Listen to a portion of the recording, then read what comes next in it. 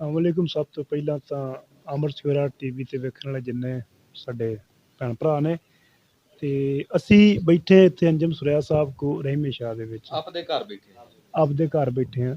चलो साडा घर ही है ते भा नासर होनी बैठे ने। बाकी सुखेरे तो मैनू याद आया कि मेरे फुफा दा मुंडा भी सुखेरा है ते सुखेरे भणेवे ने मेरे। ठीक है, चलो रिश्ते रिश्तेदारी निकल आई। रिश्तेदारी लागे बैठा याद आ गया ना। हाँ, पहला ध्यान इधर सी ते बाकी जो कुछ तुसीं पुछना चाहुंदे हो बोली बारे, कल्चर बारे, विषय बारे सवाल केड़ा तुसीं पुछना चाहुंदे हो? चलो पंजाबी बारे तुहानूं दस दिन्ने आ।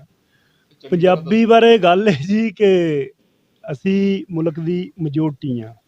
पंजाबी 12 करोड़ आ, लेकिन साडे कोल साडी बोली कोई नहीं। वो लिखती रूप च कह लो, अखबारी रूप च कह लो, या एजुकेशन अपना स्कूलों च पढ़ाई, या दफ्तरी या पब्लिक प्लेसां बस अड्डियां की गल करो, हवाई अड्डियां की गल करो, किते भी अनाउंसमेंट जी है या फोन कॉल कंपनी, मतलब किते भी नहीं है। जिवें कि किसी एक स्टेट च या एक सूबे च या एक ठार ते किते किते किसी की मां बोली का जो स्थान होंदा पंजाब च कोई नहीं। हालांकि असीं हाँ भी मेजोरिटी दे विच। सो ਉਹਨੂੰ ਦਿਵਾਉਣ ਵਾਸਤੇ ਬੋਲੀ ਨੂੰ ਉਹਦਾ ਥਾਂ ਉਹਦਾ ਮਕਾਮ ਦਿਵਾਉਣ ਲਈ ਅਸੀਂ ਇਹ ਕੋਸ਼ਿਸ਼ਾਂ ਕਰਦੇ ਪਏ ਤੇ ਇਨਸ਼ਾਅੱਲਾ ਅੱਲਾਹ ਪਾਕ ਚੰਗਾ ਕਰੇਗਾ। ਉਮੀਦ ਰੱਖੀ ਦੀ ਆ ਚੰਗੇ ਦੀ ਤੇ ਇਹਦੇ ਵਿੱਚ ਮੈਂ ਤੁਹਾਨੂੰ ਇਹ ਕਹੂੰਗਾ ਕਿ ਤੁਸੀਂ ਵੀ ਇਹਦੇ ਤੇ ਆਵਾਜ਼ ਚੱਕੋ ਔਰ ਇਸ ਗੱਲ ਨੂੰ ਅੱਗੇ ਲੈ ਕੇ ਆਓ ਕਿ ਅਵਾਨਾਂ ਦੇ ਵਿੱਚ ਬੈਠੇ ਹੋਏ ਸਾਡੇ ਹੁਕਮਰਾਨਾਂ ਦੇ ਕੰਨਾਂ ਤੱਕ ਸਾਡੀ ਕੂਕ ਪੁੱਜੇ ਕਿ ਬਾਈ ਜੀ ਪੰਜਾਬ ਦੀ ਲੁਕਾਈ ਆਪਣੀ ਬੋਲੀ ਮੰਗਦੀ ਹੈ ਤੇ ਇਹਨੂੰ ਅਸੀਂ ਬੋਲੀ ਦੇਈਏ ਜੀ।